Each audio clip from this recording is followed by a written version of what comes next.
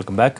సందీప్ గారు, ఐటీ ఇండస్ట్రీకి సంబంధించి ఎక్కువ ప్రభావం ఉంటుంది, ఎక్కువ ప్రభావవంతం అవుతుంది అని చెప్పుకుంటున్న తరుణంలో ఐటీ కంపెనీలు అంటే ప్రపంచం, ఇందాక వారు చెప్పినట్టుగా, చౌదరి గారు చెప్పినట్టుగా, ఎక్కడి నుంచైనా పనిచే గ్లోబల్ కంపెనీస్ కాబట్టి ఎక్కడి నుంచైనా పనిచేసే అవకాశం ఉంటుంది కాబట్టి ఇది వేరే దేశాలకు తరలిపోయే అవకాశాలు ఎంతవరకు ఉన్నాయంటారు? అలా అవకాశాలు ఉంటాయి అసలు?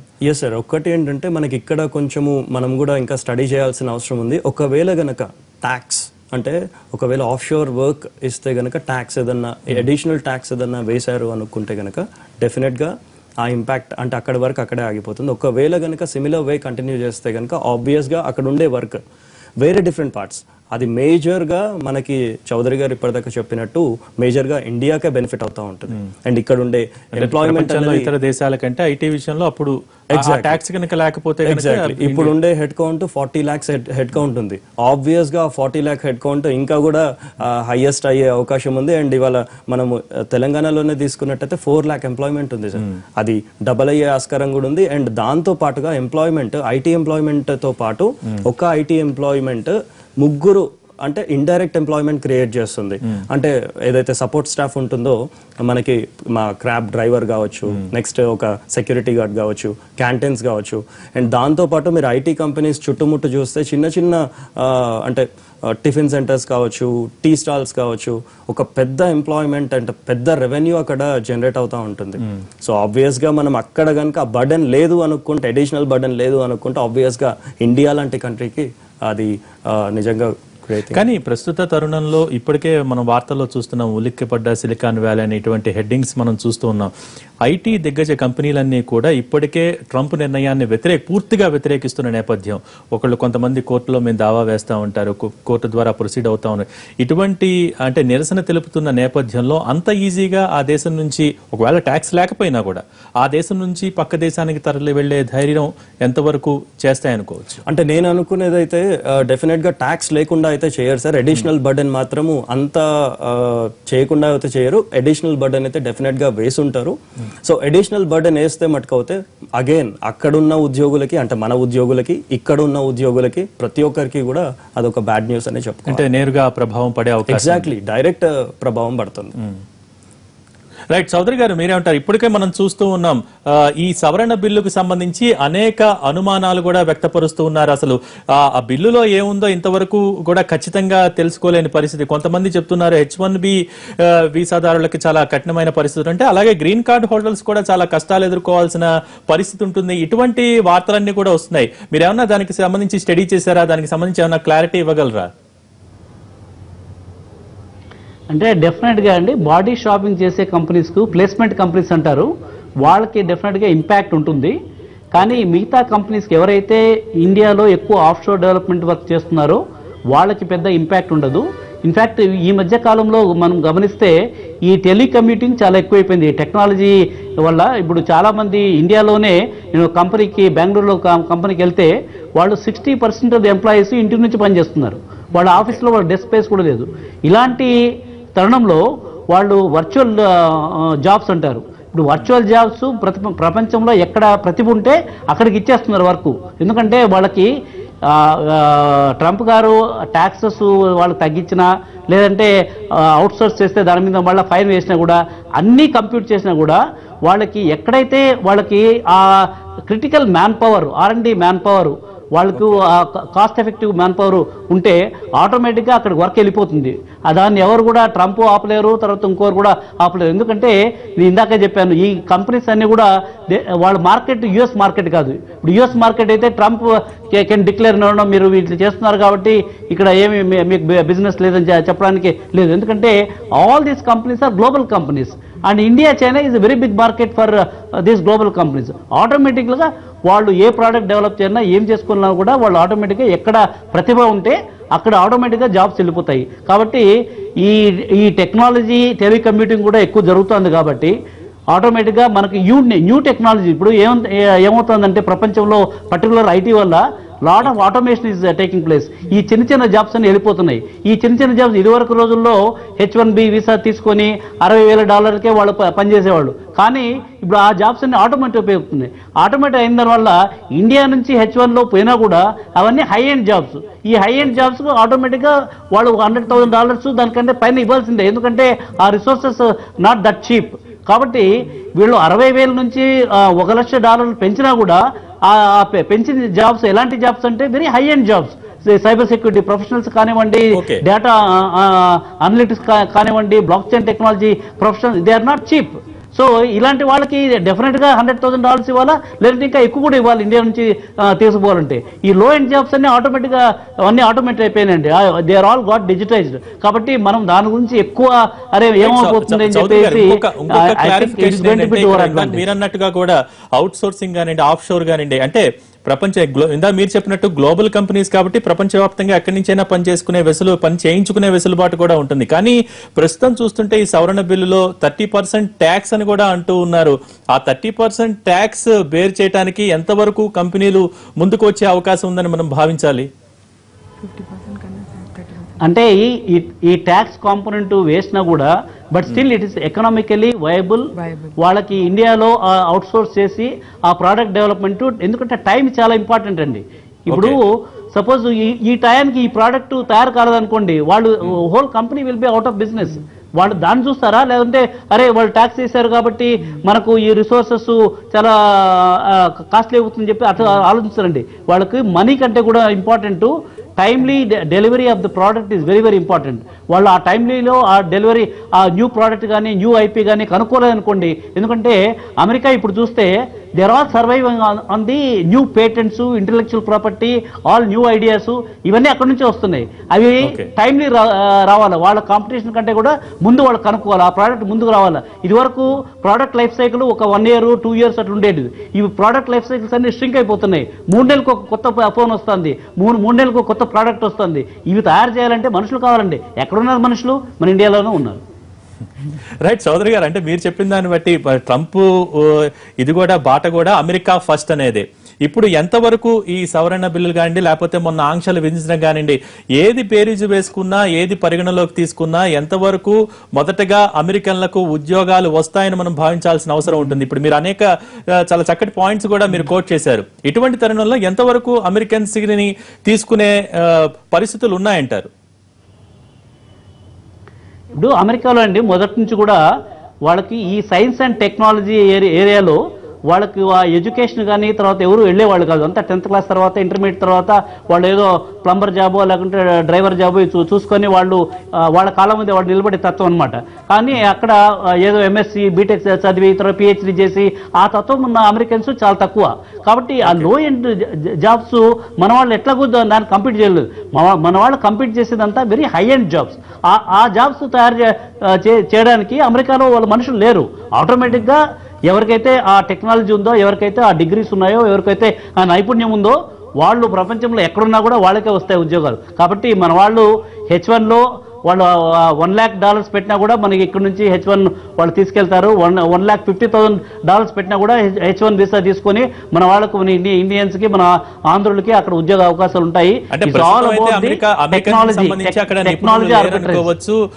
నిపుణులు లేరనుకోవచ్చు, కానీ ఇప్పుడు ట్రంప్ చాలా కఠినంగా నేను నిర్ణయాలు తీసుకున్నాను, ఖచ్చితంగా అమలు చేస్తాను అంటున్న నేపథ్యంలో అమెరికాలో పరిస్థితులు కానివ్వండి, అమెరికన్స్ లో కానివ్వండి ఎంతవరకు మార్పు వచ్చే అవకాశాలు ఉన్నాయని మనం అంచనా వేయచ్చు?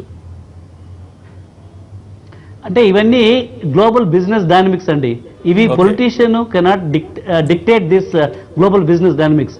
ఇది కంపెనీ వాళ్ళ సర్వైవల్కి ఏది ముఖ్యము, ఎక్కడ రా మెటీరియల్ ఉంటే అక్కడ వాళ్ళు, ఇప్పుడు ఫర్ ఎగ్జాంపుల్ మన దగ్గర మన ఇండియాలో ఎంటర్ప్రినర్స్ ఉన్నారనుకోండి, పాకిస్తాన్లో ఒక మంచి రా మెటీరియల్ ఉంది, ఒక మైన్స్ ఉన్నాయి అనుకుంటే పాకిస్తాన్లో పోయి ఇండస్ట్రీ పెడతాడు. పాకిస్తాన్ అరే మనకు ఎనిమి కంట్రీ అని చెప్పేసి ఎంటర్ప్రినర్ ఎప్పుడు అట్లా ఆలోచించండి. ఎంటర్ప్రినర్ ఎట్లా ఆలోచిస్తారంటే ఎక్కడ నాకు నా రా మెటీరియల్ దొరుకుతుంది, ఎక్కడ నేను బిజినెస్ పెడితే నేను I will be able to become a successful entrepreneur, అదే చూస్తారు. కానీ పొలిటీషియన్లా political war between one country other countries అవి ఎప్పుడు ఎంటర్ప్రినర్ చూడండి. వాళ్ళకి ఎక్కడ వెసులుబాటు ఉంటే, ఎక్కడ వాళ్ళ కంపెనీని ముందుకు తీసుకెళ్లే పాసిబిలిటీ ఉంటే అక్కడికే వెళ్తారు, కానీ not based on the political compulsions. Okay Sandeep గారు, ప్రస్తుతం ఇండియాలో ఉన్న అవుట్ సోర్సింగ్ కంపెనీల పరిస్థితి భవిష్యత్తులో ఏ విధంగా ఉంటుంది? ఇప్పుడే వారు చెప్తూ ఉన్నారు అక్కడి నుంచే కంపెనీలు ఇక్కడికి వస్తాయని, కానీ ప్రస్తుతం ఇప్పుడు ఇండియాలో అవుట్ సోర్సింగ్ చేస్తున్న కంపెనీల భవిష్యత్తు కానీ పరిస్థితులు ఏ విధంగా ఉంటాయి? సార్ ఒక మంచి పాయింట్ చెప్పారు. ఏంటంటే ఇప్పుడు అంటే $1,00,000 అంటే ఆటోమేషన్ అండ్ సైబర్ సెక్యూరిటీ ఇట్లాంటి లేటెస్ట్ ఎమర్జింగ్ టెక్నాలజీస్కి 60,000 70,000 అన్నది చాలా తక్కువ. 1,30,000 అన్నది అట్స్ రీజనబుల్, అంటే వాళ్ళకి ఫిట్ అయ్యే శాలరీ అని చెప్పి అదొక ఇంపార్టెంట్ పాయింట్. సో అక్కడ ఉన్న వాళ్ళు ఇప్పుడు ఏం చేయాలి అంటే ఒక we have like say example 1 month or 2 months time. ఆ టైంలో చాలా మంది కూడా అంటే ఐటీ ఇండస్ట్రీకి వెళ్ళిన తర్వాత చాలా మంది కూడా అప్ స్కిల్లింగ్కి వెళ్ళరు, అంటే వాళ్ళ టెక్నాలజీ నుంచి నెక్స్ట్ టెక్నాలజీకి వెళ్ళరు. సో ఈ time this is the right time to upskill their technologies. అంటే ఇప్పుడు సే ఎగ్జాంపుల్ నేను పాత వర్షన్ అదే ప్రతిరోజు, అంటే ఇప్పుడు మీరు ఇంతకుముందు ల్యాప్టాప్లో చూసినట్టయితే XP యూజ్ చేసేవాళ్ళు, ఇప్పుడు ఏంటంటే Windows 8 Windows 7 ఇట్లాంటివన్నీ కొత్త టెక్నాలజీస్ యూజ్ చేస్తూ ఉన్నారు. సో అట్లా ఏంటంటే వాళ్ళ వర్షన్స్ ఏవైతే ఉన్నాయో అండ్ వాళ్ళ టెక్నాలజీస్ ఏవైతే ఉన్నాయో అప్గ్రేడ్ చేసుకోవడం ఒకటి, అండ్ దాని తర్వాత వేరే టెక్నాలజీస్ పైన కూడా వాళ్ళు కాన్సన్ట్రేట్ చేయడం అన్నది చాలా ఇంపార్టెంట్. ఇప్పుడు కనుక అది చేస్తే ఆ 1,30,000 ఏదైతే శాలరీస్ ఉన్నాయో డెఫినెట్గా వాళ్ళు కూడా రీచ్ అవ్వచ్చు.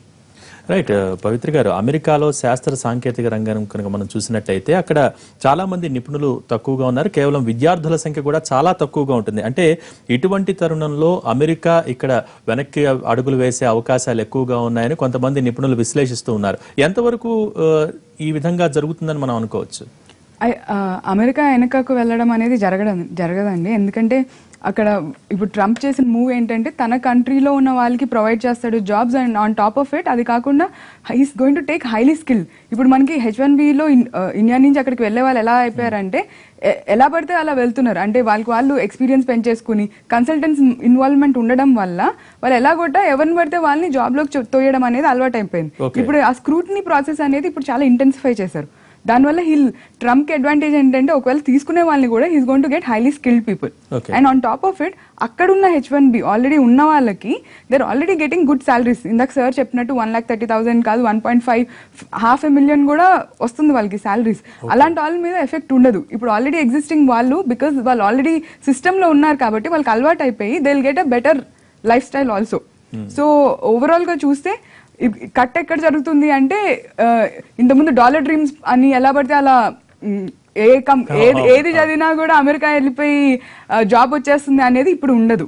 ఇప్పుడు only highly skilled, highly technology based and అంటే వాళ్ళ స్ట్రీమ్లో వెళ్తే తప్ప వాళ్ళకి ఆప్షన్స్ అనేవి ఉండవు. సో అలాంటి వాళ్ళు ఎఫెక్ట్ అవుతారు తప్ప those who are highly talented, those who are there in the system already వాళ్ళు అలవాటైన వాళ్ళని తీసేసి ఇంకొకరిని తీసుకోరు. రాదర్ వీళ్ళకే శాలరీ పెంచడం అనేది ఇంప్రూవ్మెంట్ అనేది ఉద్యోగుల సంఖ్య ఏమైనా తగ్గించే అవకాశాలు ఉంటాయా? పూర్తిగా తొలగించకపోవచ్చు, కానీ ఉద్యోగుల సంఖ్యలో కొంచెం తగ్గించుకునే అవకాశాలు ఏమైనా ఉంటాయా? ఉంటాయి. ఎందుకంటే అంటే ఎలాంటి వాళ్ళకి ఉంటాయి అంటే ఎక్స్పీరియన్స్ ఫేక్ గా చూపించి వెళ్లే వాళ్ళకి. ఇప్పుడు ఎట్లా అంటే బార్డర్ సెక్యూరిటీ కూడా the immigration officials are also checking. ఇంతకుముందు ఆ చెక్ ఉండేది కాదు. ఇప్పుడు every single data labour department నుంచి ఇమిగ్రేషన్ వాళ్ళకి అందరికి కోఆర్డినేషన్ ఉంది. ఇంతకుముందు ఆ కోఆర్డినేషన్ ఉండేది కాదు యుఎస్ లో. సో ఇప్పుడు మొన్న రీసెంట్ గా కూడా ఒక ఎంప్లాయీ వెళ్ళినప్పుడు దే డిడ్ ఏ చెక్, అతను రెజ్యూమ్ చూపించమని అడిగారంట. రెజ్యూమ్ చూస్తే హీ హ్యాడ్ 8 year ఎక్స్పీరియన్స్. అతను ఫోన్ లోపలికి తీసుకెళ్లి అతను దాంట్లో ఇంకా సర్చ్ చేస్తే ఫోర్ డిఫరెంట్ రెజ్యూమ్స్ వచ్చాయి. ఎందుకంటే ఒక్కొక్క రెజ్యూమ్ ఒక్కొక్క లైక్ డిఫరెంట్ ప్లేసెస్ లో అప్లై చేశాడు. సో అలా కాటప్ అయ్యి అతన్ని రిటర్న్ పంపించేశారు. సో అలా ఫేక్ చేసే వాళ్ళకి కష్టం. ఇంకా ఎలాగొట్ట అమెరికా వెళ్ళిపోతే జాబ్ వచ్చేస్తుంది అనేది ఇప్పుడు కుదరదు. ఇంకా సిన్సియర్ గా సీరియస్ గా హార్డ్ వర్కింగ్ ఉన్న వాళ్ళకి పాసిబిలిటీ అనేది ఎప్పుడు ఆపర్చునిటీస్ ఉంటాయి. కాబట్టి అంటే ఇప్పుడు సిన్సియర్ పరిస్థితుల్లో సిన్సియర్ గా ఎంతమంది ఉన్నారు, సిన్సియర్ గా ఉన్న వాళ్ళకి కష్టాలు రాకూడదు అనేది అందరి భావన. మీరే ఉంటారు, మీ అభిప్రాయం ఏంటి? లేదు సార్, అంటే సిన్సియర్ గా ఫేక్ అందరూ పెట్టుకున్నారని మనం చెప్పలేము. బట్ కాకపోతే ఏంటంటే మెజారిటీ పార్ట్ ఏదైతే ఉందో, ఇప్పుడు సే ఎగ్జాంపుల్ ఇప్పుడు మా టీం నుండే ఎంతో మంది కూడా 70,000 75,000 అంటే 60 to 80,000 మధ్యలోనే ఉన్న వాళ్ళు ఎంతో మంది ఉన్నారు. ఇప్పుడు మా టీంలోనే చూసుకున్నట్టు అవుతాయి అక్కడ US లో ఇప్పుడు సెటిల్ అయిన వాళ్ళు. సో ఆ 60 to 70,000 అందరు ఫేక్ పెట్టుకున్నారా అంటే మనము no, we can't say like వాళ్ళందరూ కూడా ఫేక్ పెట్టుకున్నారు అని చెప్పలేము. సో డెఫినెట్గా ఆ ఇంపాక్ట్ అన్నది వాళ్ళకి మెజారిటీ పార్ట్కి అయితే డెఫినెట్గా ఉంటుంది. అండ్ అప్ స్కిల్లింగ్ అన్నది మనం ఇవ్వాల్సిన సొల్యూషన్. అప్ స్కిల్ చేసుకుంటే కనుక ఆబ్వియస్గా దీన్ని అధిగమించవచ్చు. రైట్ చౌదరి గారు, ఇక్కడ ప్రస్తుతం మనం చూస్తూ ఉన్నాం దిగ్గజ ఐటీ కంపెనీలు కానివ్వండి, దిగ్గజ కంపెనీలు ట్రంప్ నిర్ణయాన్ని తీవ్రంగా వ్యతిరేకిస్తున్న నేపథ్యంలో కోర్టు కూడా వెళ్తాం అనే పరిస్థితులు కూడా మనకు కనిపిస్తున్నాయి. ఏంటి భవిష్యత్తు పరిస్థితులు ఏ విధంగా ఉండే అవకాశాలు ఉన్నాయనుకుంటున్నారు? మీ అంచనా ఏంటి? అంటే ఇప్పుడు ఈ గ్లోబల్ కంపెనీస్ అండి వాళ్ళకి డెఫినెట్గా ఎందుకంటే టాలెంట్ లేకపోతే దే కాంట్ సర్వైవ్. ఓకే, వాళ్ళకు they are getting little జిట్టరీ.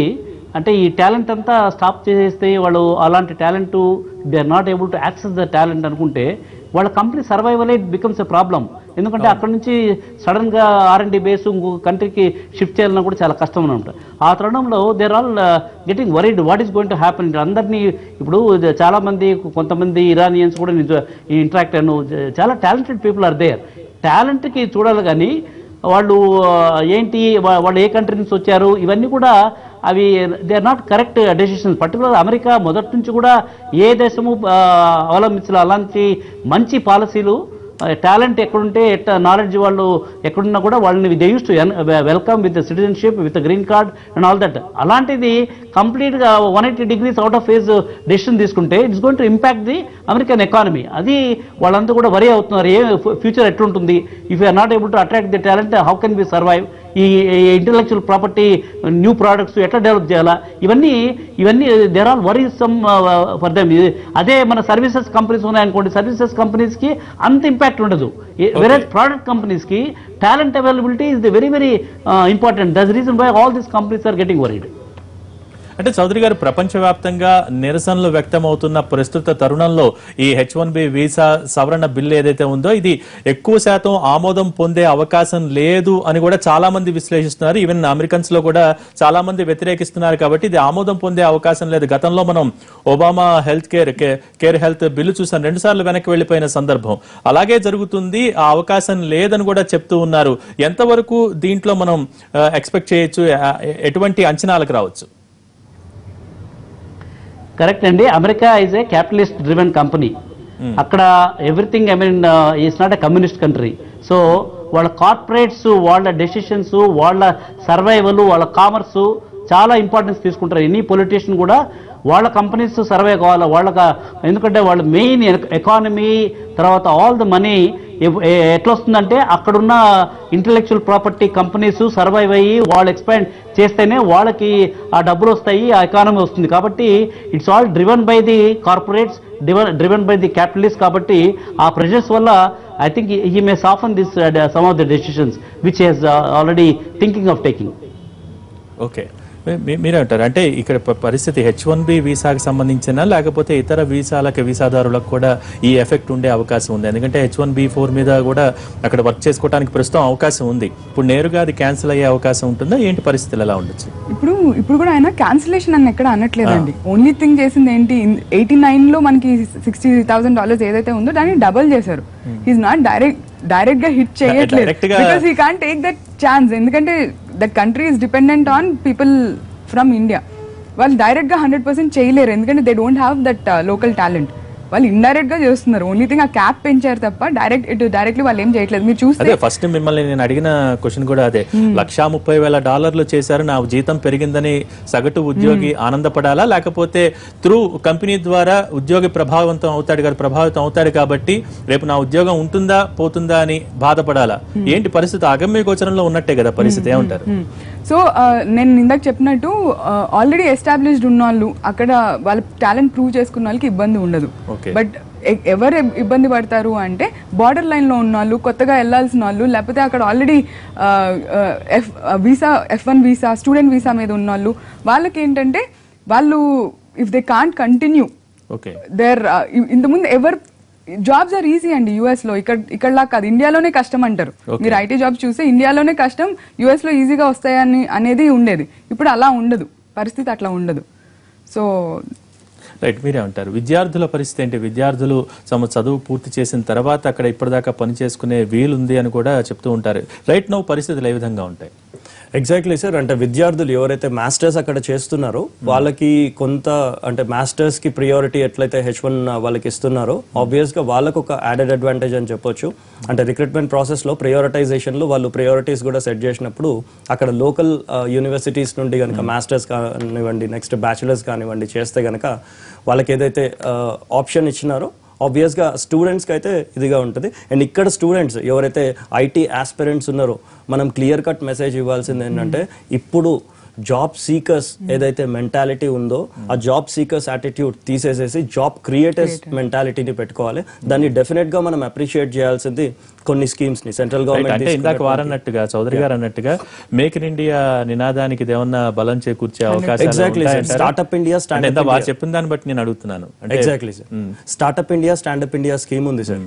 So startup India scheme ని సెంట్రల్ గవర్నమెంట్ తీసుకున్నటువంటి స్కీమ్ ని డెఫినెట్ గా అప్రిషియేట్ చేయాలి. And make in India scheme ని మీరు ఆలోచించే దృష్టిలో ఇప్పటిదాకా అక్కడికి వెళ్ళి సెటిల్ అయి సంపాదించుకున్న వారి పరిస్థితి బాగానే ఉంటుంది. కానీ ఒక ఆశలు పెట్టుకున్న వాళ్ళు ఇక్కడి నుంచి అమెరికా వెళ్ళి అక్కడ మనం సాధించాలి సంపాదించుకోవాలి అనుకున్న వాళ్ళకి ఒక అది మాత్రం డెఫినెట్ గా బ్యాడ్ న్యూస్ సార్. ఇప్పటి వరకు అంటే మా ఇండస్ట్రీ మొత్తం కూడా కంప్లీట్ గా ఆ డెసిషన్ తోని కంప్లీట్ గా కూడా ఒక గత ఆయన ట్రంప్ గెలిచినప్పటి నుండి కూడా ఐటీ ఇండస్ట్రీ మొత్తం కూడా ఇట్స్ లైక్ మేమందరం కూడా బాధగానే ఉన్నాం చెప్పాలంటే. ఎందుకంటే నేను ఫస్ట్ చెప్పినట్టు 3 points లో 3 recognitions లో ఆన్ సైట్ ఆపర్చునిటీ అనేది ఒక గొప్ప రికగ్నిషన్ మాకు. సో అక్కడికి వెళ్ళిన తర్వాత దీనికన్నా ఇక్కడ మాకు ఒక 60,000 శాలరీ వస్తే అక్కడ మేము ఒక 3 లక్షలు సంపాదించుకోవడానికి ఆస్కారం ఉండేది. అంటే రైట్. ఒక్క నిమిషం, ప్రస్తుతం యుఎస్ నుంచి మాట్లాడటానికి యోగేష్ గారు సిద్ధంగా ఉన్నారు. యోగేశ్వరరావు గారు చెప్పండి, ప్రస్తుతం H1B సవరణకి సంబంధించి వీసా సవరణ బిల్లుకు సంబంధించి సర్వత్రా ఆందోళనలు వ్యక్తమవుతున్న తరుణంలో ఏంటి నిజంగానే H1B వీసాలున్న వారు కష్టాలు ఎదుర్కోబోతున్నారా, అమెరికా నుంచి పంపించబోతున్నారా? ఇవన్నీ ఇక్కడున్న ఇండియన్స్ కి వాళ్ళ ఫ్యామిలీస్ కి వస్తున్న అనుమానాలు ఏంటి? ప్రస్తుతం సిచ్యువేషన్స్ ఎలా ఉన్నాయి అక్కడ? భారతీయులు ఏమనుకుంటున్నారు?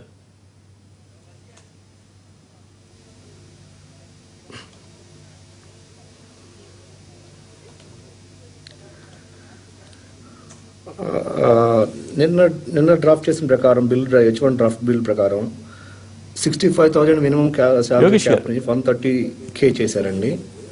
130K చేయటం వలన చాలా మంది H1B హోల్డర్స్ చాలా ఇబ్బందికరమైన పరిస్థితుల్లో ఎదుర్కొంటున్నారు.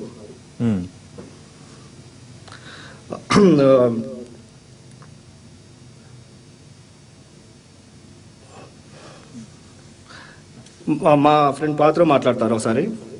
Hello. Right, okay. Hello, Suresh పాత్ర గారు చెప్పండి.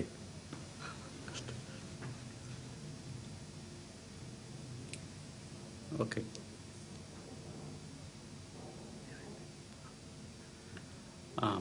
అంటే మొత్తం మీద చాలా అన్సర్టనిటీ ఉందండి ఇక్కడ. సో బేసికలీ ఏంటంటే ఇన్ఫర్మేషన్ ఇంకా క్లియర్ లేదు. లాట్ ఆఫ్ గాసిప్ అంటే false news are roaming around social media. You know మనకి ఇండియాలో డిమానిటైజేషన్ ఎలాగా అంటే ఒక అన్నోన్స్ కేఓస్ అయింది. ఆ టైప్ ఆఫ్ కేఓస్ పబ్లిక్ ఉంది H1B హోల్డర్స్కి. బేసికలీ కొత్తగా వచ్చిన వాళ్ళకి డెఫినెట్లీ టఫ్ అండి to get in to the country నా H1B వీసా. ఉన్నోళ్ళకి మళ్ళా రెన్యువల్ కోసం తర్వాత ఈ 130K క్యాప్ పెడతారో లేదు ఇంకో తెలియదు. బట్ అది ప్రపోజల్ అయింది. మోస్ట్ ప్రాబబ్లీ అది పాస్ అయిందంటే చాలా టఫ్ అండి. ఓకే.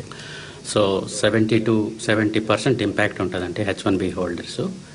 కొంతమంది ఇందాక ఒక లేడీ చెప్పారు నేను చూస్తుంటే. సో బేసికలీ 130K ఉండి H1B మీద పేరోల్ ఉన్న వాళ్ళు మేబీ 20% ఉంటారండి. So I don't know how it will pan out, but definitely there is an big impact on Indian IT professionals. Maybe offshore లోపు గ్రోత్ అవుతుంది ఎంప్లాయీస్కి. అంటే ఇండియాలోపు ఐటీ కంపెనీస్కి ఆఫ్ షోర్ వర్క్ ఎక్కువ దొరకవచ్చు. కానీ టైం బీయింగ్ చాలా టఫ్ అండి. అంటే 1-2 monthsలో అన్ని క్లారిఫై అవుతాయి. ఇప్పుడు అంతా ఫాల్స్ న్యూస్లు ఇటు స్ప్రెడ్ అవుతుంది. పబ్లిక్ చాలా ప్యానిక్ అవుతున్నారు. ఈవెన్ కొంతమంది ఏంటంటే H1B హోల్డర్స్ ఇక్కడ ఇల్లు అన్ని కొనుక్కొని ఉన్నారండి. I don't know what will happen to them actually. So legally how far they can go. They bought all the properties here and now suddenly the rules are changing. Permanent residence మళ్ళీ rules might change but not that much affected. But H1B holders మాత్రం definitely effect ఉంటుందండి. So okay. That's my take on. But I think we have to wait 1 or 2 weeks, మనకి కరెక్ట్గా picture అర్థమవుతుందండి. ఇప్పుడంతా more discussions here and there are giving more panic to people actually rather than no concrete information. Definitely next week మొత్తం clarify అవుతుందండి. So okay పాత్ర గారు, చాలా చక్కటి క్లారిటీ కూడా మీరు ఇచ్చిన సందర్భం ఉంది. కానీ ఒక విషయం చెప్పండి, అక్కడ ప్రస్తుతం ఈ బిల్లుకు సంబంధించి మాట్లాడుకుంటే బిల్లు ఆమోదం పొందే అవకాశాలు లేవని కూడా చాలా మంది అభిప్రాయం వ్యక్తపరుస్తున్న సందర్భం ఉంది. ఎంతవరకు ఇలా ఈ విధంగా జరిగే అవకాశం ఉందంటారు? ఆమోదం పొందని అవకాశాలు కూడా ఉంటాయంటారా, గతంలో ఒబామా కేర్ హెల్త్ లాగా?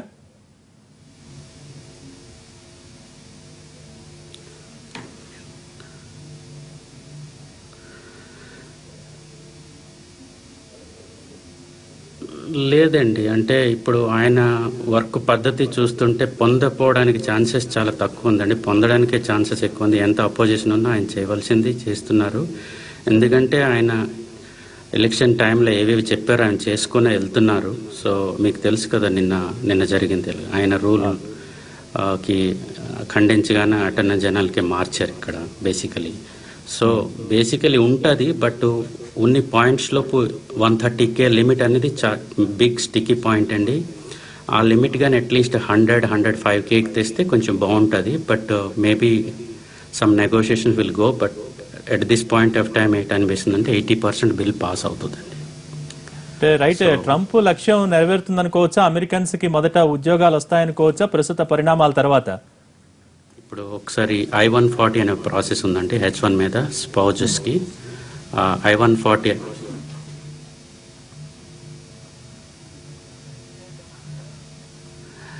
అది చెప్పలేమండి. యాక్చువల్లీ అమెరికన్స్ అందరికి ఇప్పుడు స్కిల్డ్ ప్రొఫెషనల్స్ ఉద్యోగాలు ఉన్నాయండి, లేకుంటే ఏమి లేదండి. బేసిక్గా మంచి స్కిల్డ్ ప్రొఫెషనల్స్ అమెరికన్స్ ఎవరు ఉద్యోగాలు లేకుంటే మళ్ళీ బయట లేరండి, అందరూ ఉద్యోగాలతోనే ఉన్నారు ఇప్పుడు. So it's just you know country policy అని చేస్తున్నారు, కానీ many American skilled professionals are already on good jobs. It's not that మంచి ప్రొఫెషనల్స్ జాబ్ లేకుండా ఉంది, అలాగా మేబీ ఒకప్పుడు అలాగ ఉండేది కానీ ఇప్పుడు అలాగ లేదండి. Every good American professionals also in good jobs actually.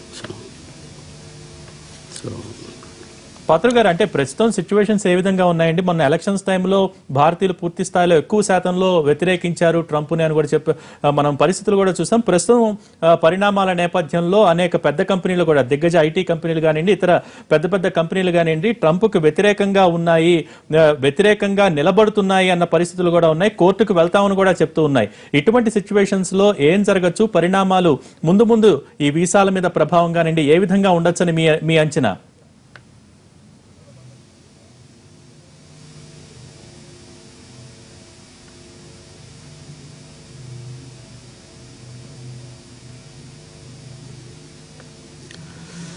ఇందాక చెప్పాను కదండి, అంటే అందరూ ఎంత వ్యతిరేకించినా ఆయన చేయవలసిన పాలసీస్ ఇంప్లిమెంట్ చేసుకొని ఆయన వెళ్తున్నారు.